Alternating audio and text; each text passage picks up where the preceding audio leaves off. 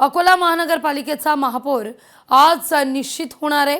भाजपकडून ओबीसी महिला राखीव पदाकरता 13 दावेदार आहेत। त्यामुळे अकोल्याचा महापौर कोण हे नाव लवकरच जाहीर होईल।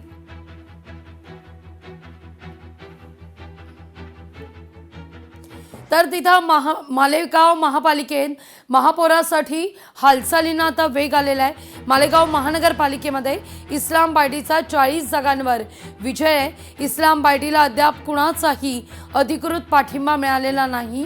काँग्रेस आज अधिकृतरित्या पाठिंबा देण्याची शक्यता ही वर्तवली जाते। मालेगाव महानगरपालिका आणि या ठिकाणी इस्लाम पार्टीला या ठिकाणी 40 सगळ्यात महत्त्वाचं 40 जागांवर विजय मिळवलाय इस्लाम पार्टीनं।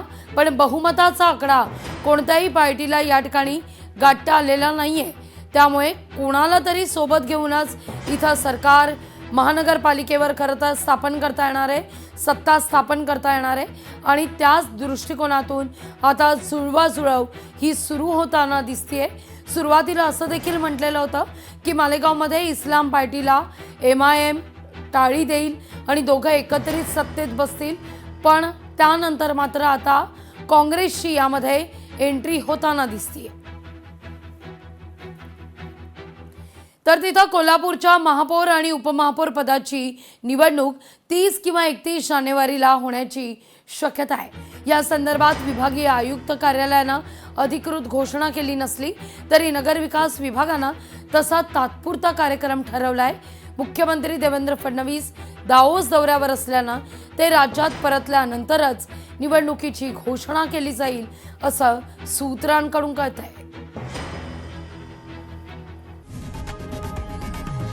लोकशाही मराठी ऐका, पहा, जागरूक रहा।